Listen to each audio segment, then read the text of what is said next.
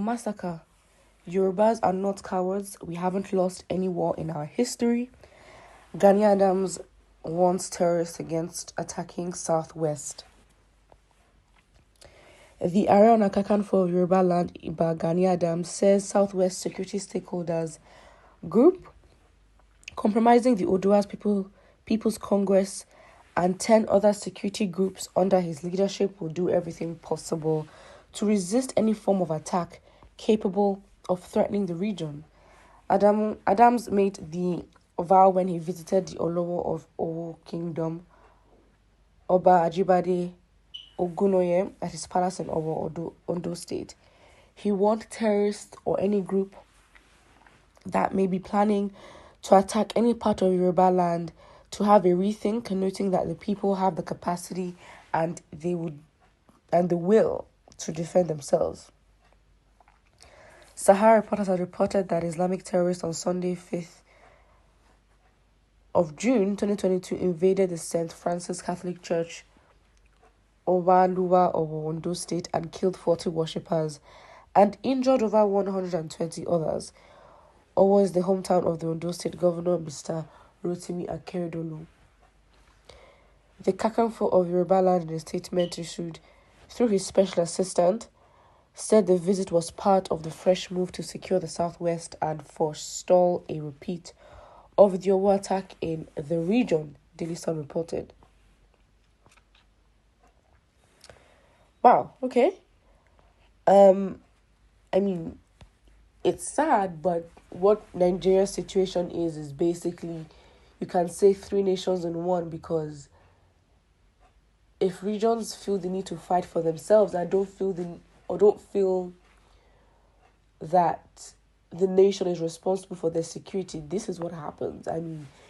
The nation, the government, Nigerian government, have gradually over the years shifted the responsibility of security over to the citizens. And at the end of the day, because most of these regions, for example, with the Yoruba people and then with Igbo people, in this case, he's just said the Yoruba people have never lost anything in their history. So again, the will to protect themselves does come from their own identity, being Yoruba people, given the fact that they don't see themselves as Nigerians.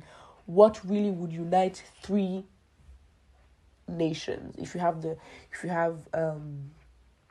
Fulani, if you have the Yorubas, and you have the Igbos, it's basically 3 different nations trying to be one. It's going to be complicated because there are literally no similarities. Why should these 3 nations come under the umbrella of one Nigeria? Because if we did, then we would not be holding ourselves responsible for our own security. We'd understand that the government is responsible for all of us. And we're in a country of 200 million people, and our security force is not up to 1 million. It's actually not even up to half of 1 million, apparently, with the numbers. It's about 400,000. So you see, this is a very big problem. Very, very big problem. And I think the more, yes, as humans, we have to survive. But the more we shift responsibility to ourselves to protect ourselves, the less likely we're holding the government accountable, because it is their job to protect the citizens, and they're not doing it.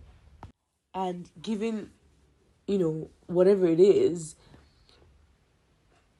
are they even authorized? So if anything should happen, any attack should come through, what do you expect them to do? To get arms, because then you could argue that they're not enforced by, except in the Constitution, I'm not really sure, there's the allowance of regions to have their own security outfits. Then that's fine. But we might as well just not be one country, because we're meant to have a central system. Yes, our type of government does mean that, it's a complex form where there are local, it's broken down to, there's the central power, but then obviously power is in a way decentralized because we have states. I think if we make, instead of a state regime, whatever, we make it a region kind of thing where we wouldn't necessarily have states, but regions, I think it's going to work, because, again, as Nigerians, there really is nothing uniting us. For example, in America, it's sort of the same system that is being used there, but, you wouldn't go to a state and you find such a significant difference. Like, you wouldn't go to New York and then go to Florida and be like, wow, two different cultures. It's still America. If that makes sense. Of course, there are distinct parts of, of America that, when it comes to, descendants, and when it comes to, again, I don't know if I'm using a good example. My point is, the division that we have is just too much. And I think having a state kind of government is not going to work, especially if the governor is the chief security officer of a state. And so that's why I guess it was important for in the article for them to highlight that Rotimi Akeredolu he's the governor of the state, and therefore it is his responsibility to make sure that security is tight. So then he's not doing his job and leaving it to the people to do it for them. Now, not just the people, we now have a system of government, and then you have the traditional side of governance that is not constitutionalized. So do they really have any power to enforce anything? But again, you can really argue, any case can go for Nigeria, because nothing ever is applicable to what is said on paper.